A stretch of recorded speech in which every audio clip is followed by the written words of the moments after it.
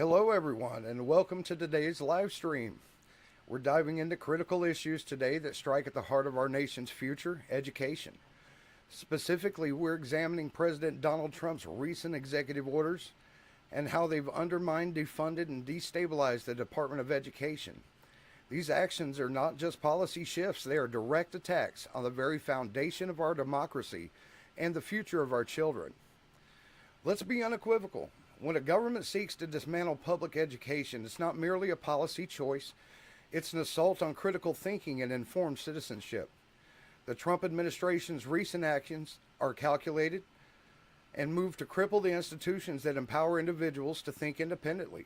This isn't conjecture, that's the reality we face as these executive orders take effect. Now, I'd like to talk a little bit just about what these executive orders entail and everything they encompass. On March 20th, President Trump signed an executive order directing the dismantling of the Department of Education, aiming to shift control of school policy to states and local boards. It's not about local control, it's about abandoning federal oversight that ensures equal educational opportunities for all students, regardless of their background or capability. By dismantling this department, the administration is effectively turning its backs on students with disabilities, low-income families, and marginalized communities who rely on federal protections and support. This move threatens to widen the educational inequality gap, leaving the most vulnerable students without the resources they desperately need. This administration plans to transfer the management of student loans from the Department of Education to the Small Business Administration, led by Kelly Loeffler. This decision is a recipe for chaos. The SBA is not equipped to handle the complexities of the federal student loan portfolio, which exceeds $1.6 trillion and affects over 40 million borrowers. This ill-conceived transfer risks disrupting loan services, increasing borrower confusion, and potentially leading to higher default rates. It's blatant disregard for the financial well-beings of millions of Americans pursuing higher education. This executive order also ends radical and wasteful governmental DEI programs and preferencing as titled in the order. It's an outright attack on efforts to promote diversity and inclusion within our educational institutions. By dismantling DEI programs, the administration is signaling that equity and representation are no longer priorities. This regression threatens to reverse decades of progress in creating inclusive environments for students of all backgrounds. They issued an order prohibiting K-12 schools from teaching materials related to gender ideology or critical race theory. This is a censorship mandate masquerading as policy. It seeks to erase essential discussions about gender and race from our classrooms, effectively silencing marginalized voices and denying students a comprehensive understanding of societal issues. Such actions are reminiscent of authoritarian regimes that suppress free thought and academic freedom. This administration has demanded public apologies and policy changes from institutions like the University of Maine and Columbia, threatening to withhold federal funding. These are bullying tactics at the highest level. By coercing educational institutions to conform to a specific ideological stance under the threat of losing funding, the administration is undermining academic independence and forcing compliance through financial blackmail. Such actions set a dangerous precedent for the politicization of education. Now, why does this matter? Let's be clear that these executive orders are not isolated incidents. They're part of a coordinated effort to undermine public education, suppress diversity, and impose a singular ideological narrative. This assault on education threatens to create a generation devoid of critical thinking skills, empathy, and understanding of complex social issues. Education is not just about acquiring knowledge, it's about fostering the ability to question, analyze, and innovate. When the government dictates what can and cannot be taught, we move perilously close to indoctrination rather than education. Now, I have a good panel with me today. I'd like to introduce Mama, Billy the Kid, Thomas, Panther, and Jeet. Say welcome to all of you guys, and thanks for joining me. Now, we have several people, I'm sure, in the audience, and several people who are going to watch this later on who have children who are currently in the education system. I'm not one of them.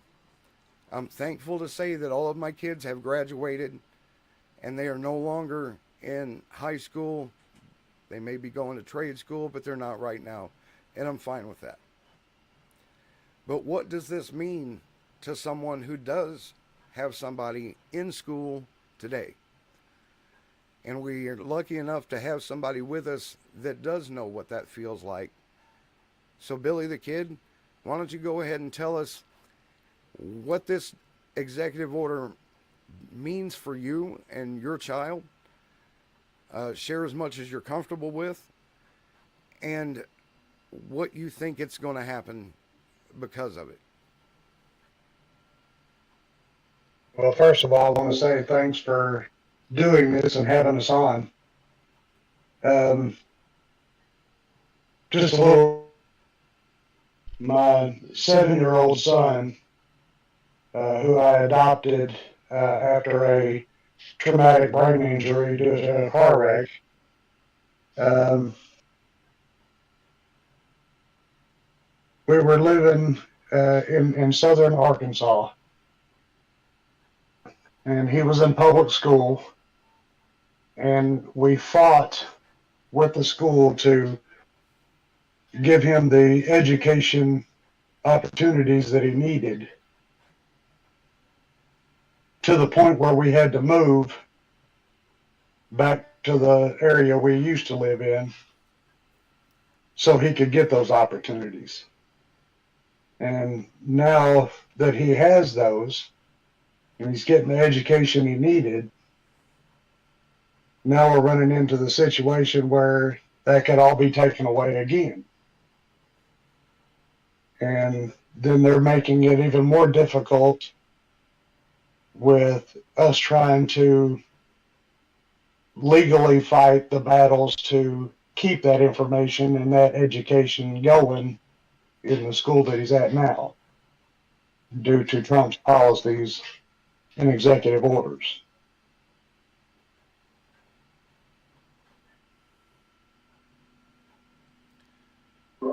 So, I understand that you're concerned that the support he's getting might be going away. Would you be willing to share some of what kind of support he's receiving now?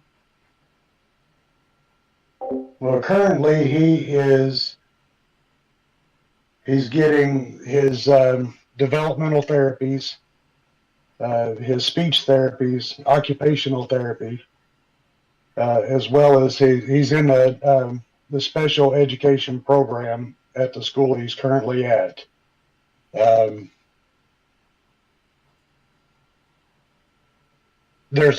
I've noticed a big change, positive change in him since he started getting those therapies that he needed in school. They've set up a IEP for him, which is just a individual education program, is what it is, where they focus on his needs in particular and set up his curriculum to meet those needs.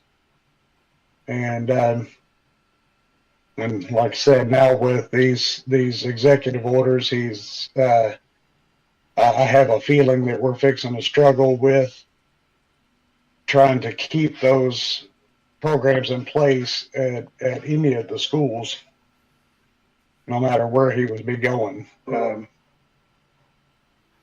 Now, would he be successful in a normal school setting without this support?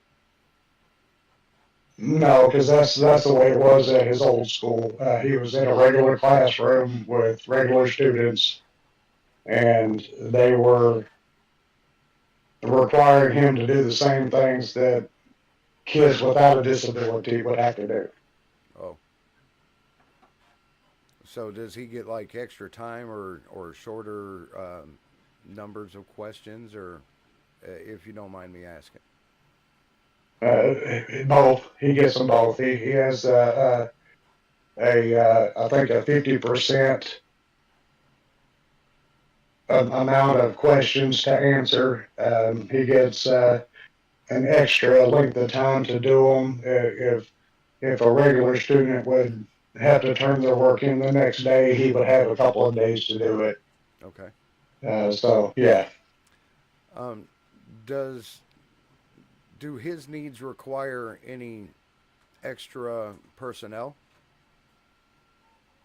yes, he has a person there with him. I think they call was it a paralegal or whatever that is there with him Mm-hmm. all the time, from the time he gets to school to the time he leaves. Okay, so they have slashed the Department of Education's employee base by 50% as the first step to dismantling this department. How do you think that is going to affect you and your son's education? It's going to drastically change it. It's going to, in my opinion, it's going to end up going back to the way it was at his old school, where they're going to put him in a regular class because the school, as great as it is now, will not be able to have the funds to continue to support the individual programs that he needed. Is your child the only one who receives extra help to the extent that he receives it? No, he's in a classroom with 12 other students with similar disabilities as his. Do you live in a large place? I mean, there are a lot of people in an urban environment. No, I'm in a small town in central Arkansas. I couldn't even tell you the population. It's probably around 3,000 to 4,000 people. Wow. So there's a dozen school age children who need quite a bit of extra help just to be successful in school, which we require them to attend. Um, so are you and your wife, are you guys like independently wealthy so that you can provide these things at home if this extra help is taken away from you from the federal or state government? No, no, we're not wealthy at all. We live paycheck to paycheck like a lot of people do. Mm-hmm. So should your child lose this support, what would that mean for your family? That means that we would have to take him out of public school altogether, and my wife would have to homeschool him. Is that something that she feels like she could do and give him a quality education?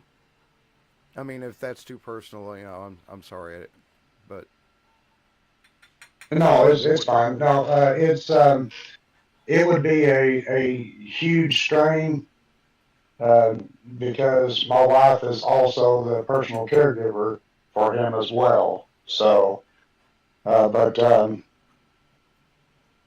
to set up an additional time than what she already has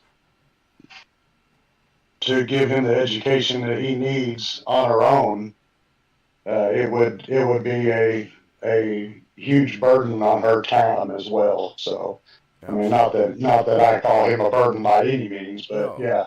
no, of course not. So let me ask you this: um, if let's just say worst case scenario, your Arkansas state government, which will now be in control of your child's education, decides to pull this support, and then therefore he would become a excuse for the language, a problem child at school. and you guys would have to pull him out of public school, you said. Are there enough jobs that pay well enough around there that you guys could live on just one income? No, no, not in Arkansas. So then would have to work, your wife would have to work, and you would be responsible for educating your child.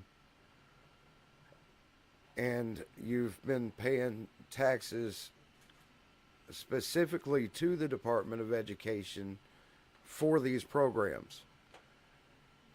Do you, if you don't mind me using a little bit of rhetoric, do you feel stolen from? Most definitely. Can you expand on that a little bit? Or even better, can you help anybody that may be watching right now or watch this later understand how that might affect them personally?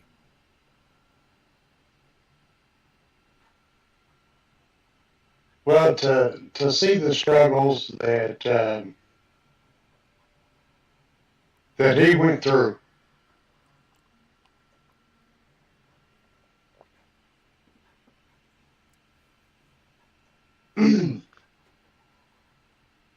um,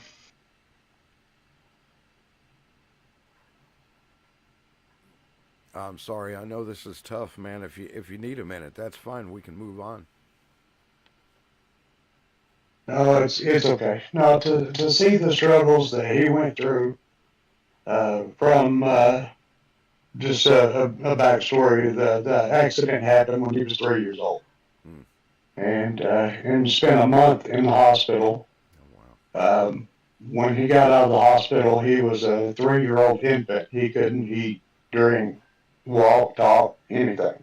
Mm-hmm. And to see the progression that he's made in the last 4 years, um, with the brain injury that he has, is whew, it's amazing to see the progress that he's made.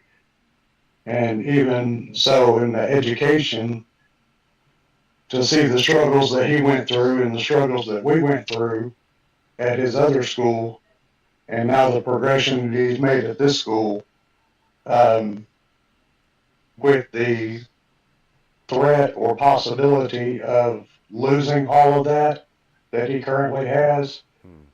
um, mm, I don't even know how or where to begin to. It sounds like this is potentially devastating to your family and the ways of life that you've known. Is that accurate? It is. It is. My heart goes out to you, man. It really does. I wish you all the strength and luck and everything that's necessary in the struggle ahead. Um, Unfortunately, this is just the beginning, but it's it's it's important that we get stories like yours out there to help people who may be like me, who don't have children in the education system and aren't personally affected. I don't pay student loans; those are paid. My wife's are paid. My children aren't going to college; they're in the workforce, and so yeah, the Department of Education doesn't affect me, but I do. I care a lot for the children that are in it now, and what kind of quality education, what kind of consistency of education is going to be now that every state and county and even independent school district can teach whatever they want, do whatever they want with the students within bounds, I'm sure. But it's a very scary time. And I think that education is very important for a number of reasons. But foundationally, it teaches us what we need to know just to function in everyday society.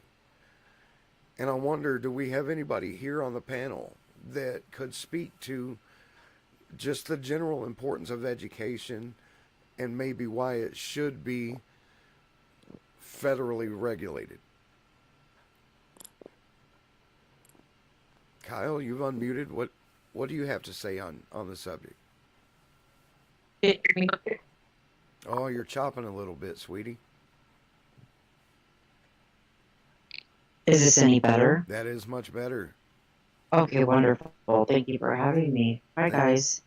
Um, but my mind instantly did not know what that plays out because it destabilizes cells. It, it crumbles.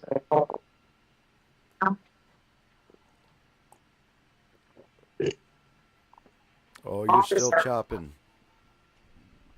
Let me work on that. I'll be right back. Okay. Anybody else have anything to say while we're waiting on Kyle to deal with her technical difficulties? Thomas? Yo, yeah. Uh, Education regulated federally is most likely going to allow uh, unification in learning across the United States. I mean, there are a lot of good things about federalizing, education grants and special schools and all kinds of things. But as far as education goes in general, without the skills of a classical education, as they call it, like Common Core skills and things like that, math, language, math, English, history, all that. We can't really understand the world and our justifications to believe what we know. So I think education is the place in which learning how to learn starts, and you can't ever stop learning. Obviously,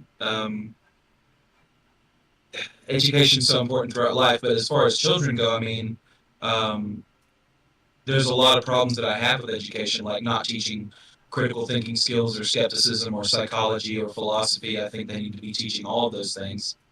Um, but otherwise, the Common Core and classical educations have shown um, that they make better citizens, basically, I guess, if I'm to sum it all up.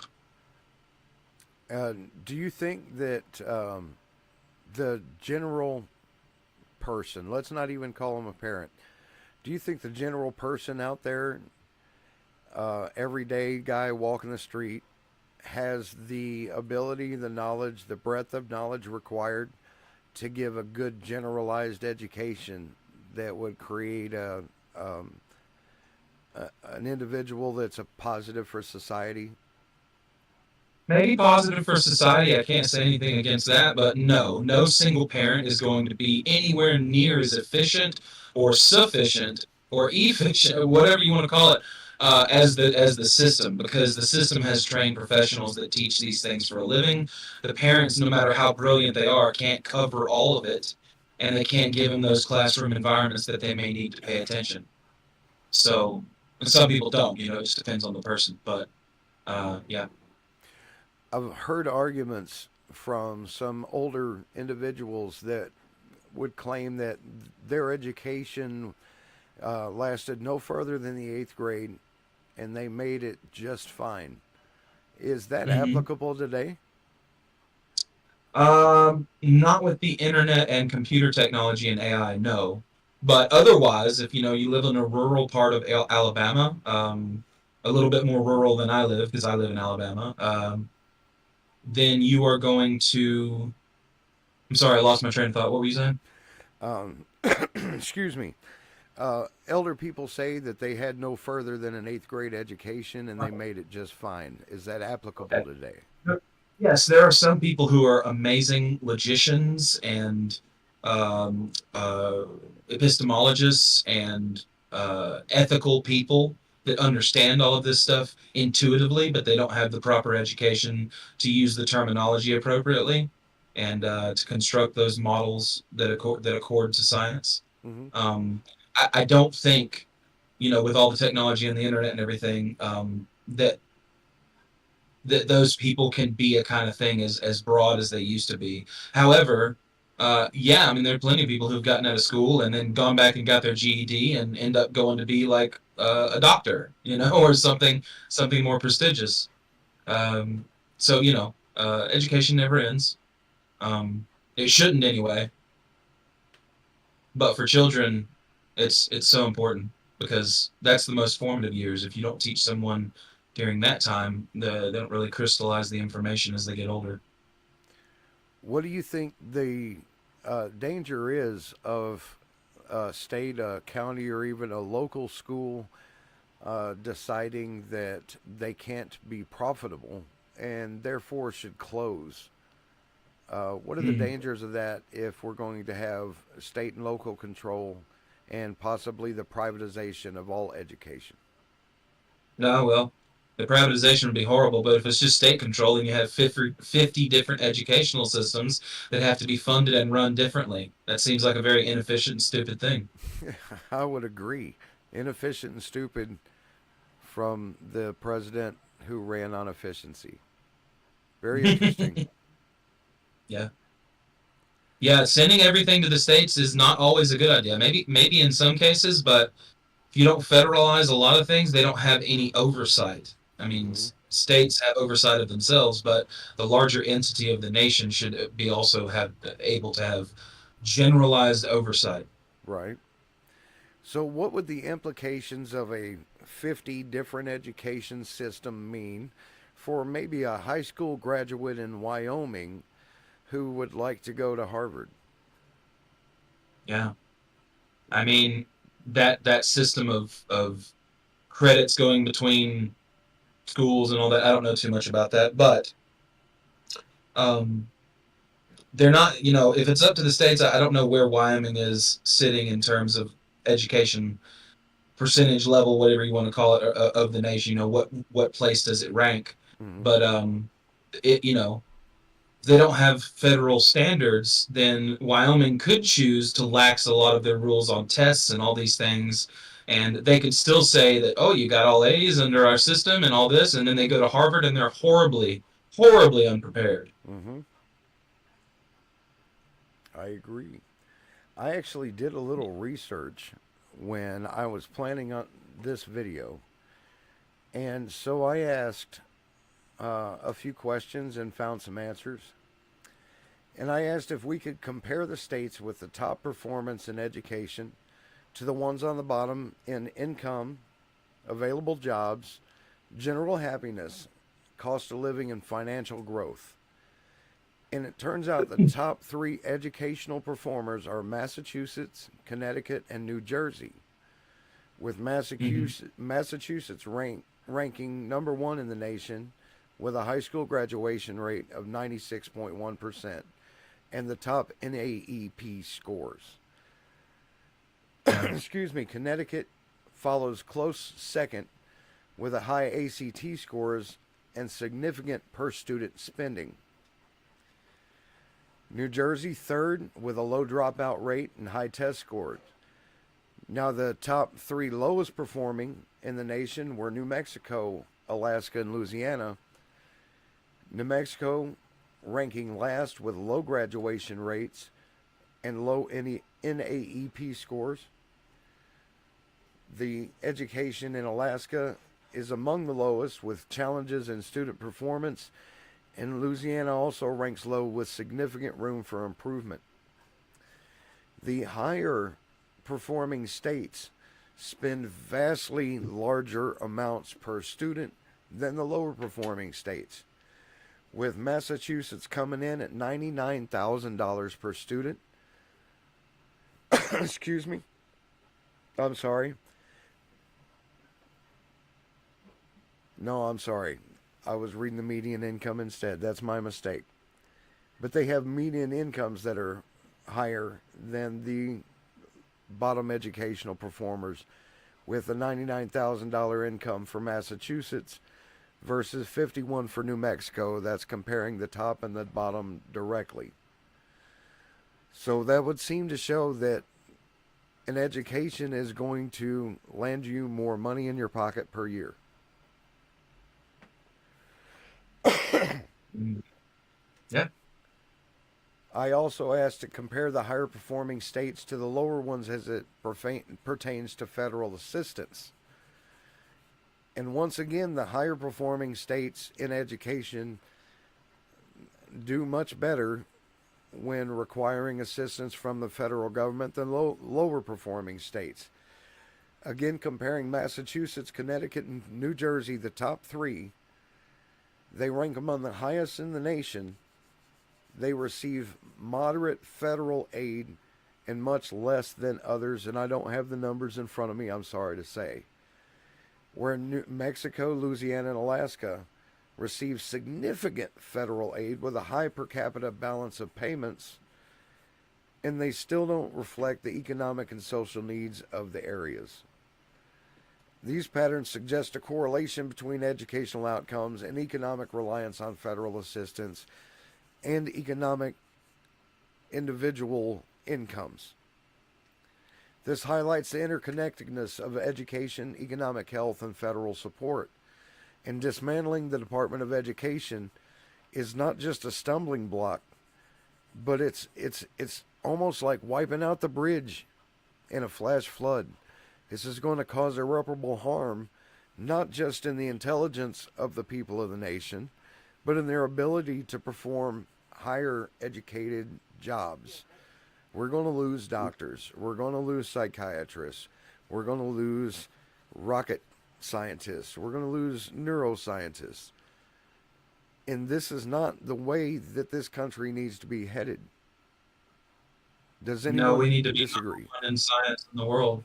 No, we need to be number one in science in the world if we're going to compete with intellectual property, and maintain our economic strength, um, with that intellectual property. Yeah, I mean,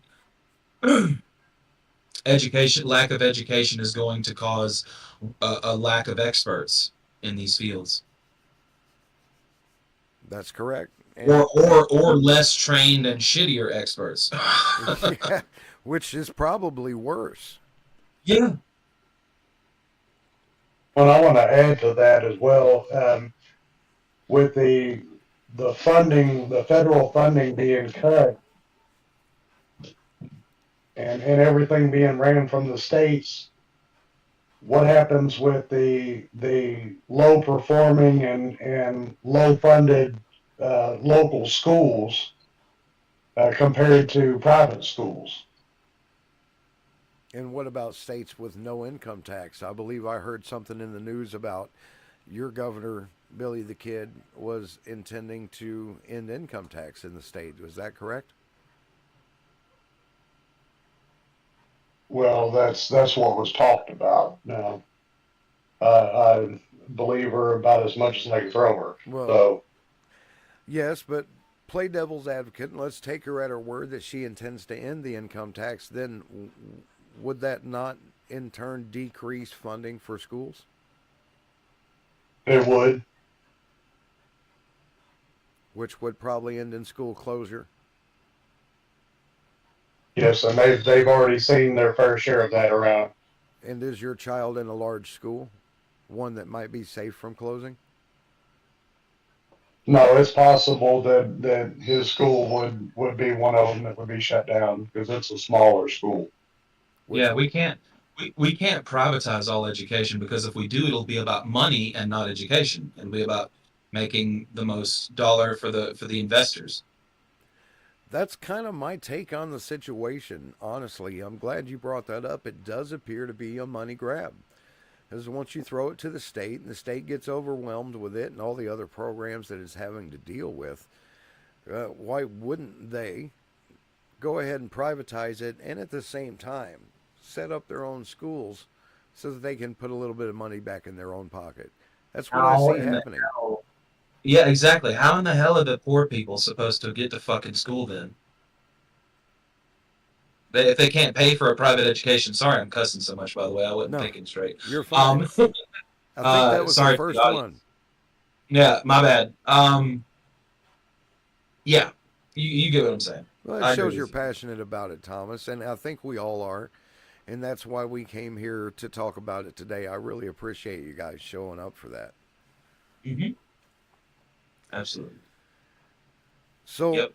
I also thought it might be interesting just to compare the lowest performing states in education and find out how much they depend on migrant labor, seeing as the people who are shutting down the Department of Education also scream about closed borders, so on and so forth. And I don't know that anybody will be surprised to know that each state contribute vastly to the economies.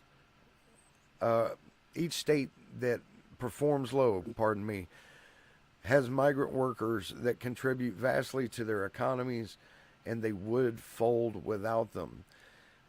New Mexico has significant migrant workers in the agricultural sector, including dairy farming and chili pepper production, as well as construction and services. Louisiana in agriculture as well for sugarcane and seafood industries, as well as they're integral to the construction and hospitality sectors, especially in urban areas like New Orleans, which depends a lot on tourist revenue. Alaska also, the seafood processing industry depends heavily on seasonal migrant labor, and the construction industry in Alaska during peak seasons also depends on migrant labor. So it seems like a notable portion of migrant workers that have limited formal education, which aligns with the educational challenges in these states. For instance, Pennsylvania, 76% of undocumented workers hold at least a high school diploma, indicating a mixed background among migrant laborers. They play a crucial role in sustaining key industries within the lower performing states, and contributing to sectors that are vital to local economies. So, in a roundabout way, not directly, but just almost, demolishing the Department of Education is going to throw a bigger challenge to the states to keep their workers informed enough to have these better jobs. And these same people are trying to keep out the people that make having those better jobs possible. I don't know about you.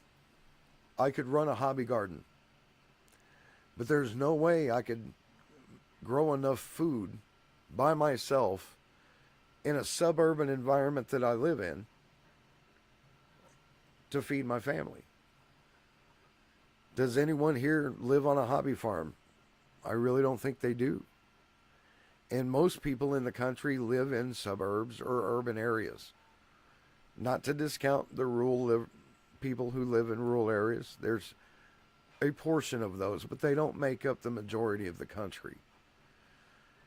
And shouldn't policies work for the majority of the country if we can't come up with policies that work for everyone?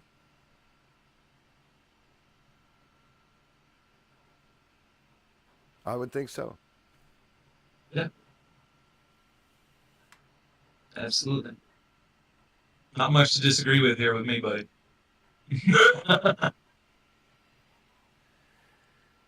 Well, Mama, you've been rather quiet. What do you have to say about the subject? I'm interested to hear your perspective. I could say right now I'm just at a loss of words for it.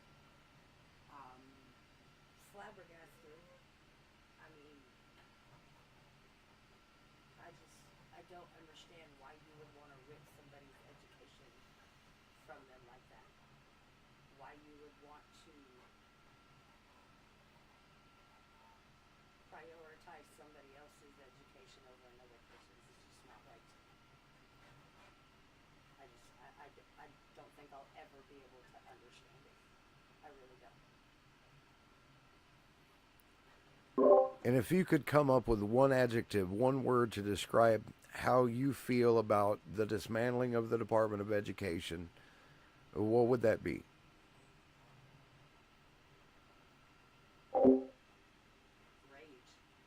Rage. Rage. I'd say that's very appropriate. Thanks for your ideas and your insights. So, let's be clear. This administration has done a lot of things with this executive order. It's banning gender ideology in schools. There's pressure on educational institutions to conform. And it's censorship masquerading as policy. It seeks to erase essential discussions about gender and race from our classrooms, effectively silencing marginalized voices and denying students a comprehensive understanding of societal issues. Such actions are reminiscent of authoritarian regimes that suppress free thought and academic freedom. They're bullying tactics at the highest level by coercing educational institutions to conform to specific ideological stances under threat of losing funding. The administration is undermining academic independence and forcing compliance through financial blackmail. Such actions set a dangerous precedent for the politicization of education. Now, these are not isolated incidents. They're part of a coordinated effort to undermine public education, suppress diversity, and impose a singular ideological narrative. Excuse me, this assault on education threatens to create a generation devoid of critical thinking skills, empathy, and the understanding of complex social issues. Education isn't about acquiring knowledge. It's about fostering the ability to question, analyze, and innovate. And when the government dictates what can and cannot be taught, we move perilously close to indoctrination rather than education. So what could we do? Well, we have to stay informed and we have to speak out. And we have to advocate fiercely for the preservation of an education system that values diversity and equity and critical thinking. We have to support organizations challenging these draconian measures. Engage with your local school boards. Hold your elected officials accountable. The future of our democracy depends on an educated, thoughtful, and informed populace. We can't afford to be passive these days as assaults on education continue. I'd like to thank everybody for being here today. I want to thank everybody that's watching on YouTube. Drop a like and comment and hit subscribe if you like what you saw and would like to see more. Have you witnessed the impact of these policies in your communities yet? How can we defend the integrity of our education system? Let's get together and discuss actionable steps to ensure that education remains a pillar of democracy and progress.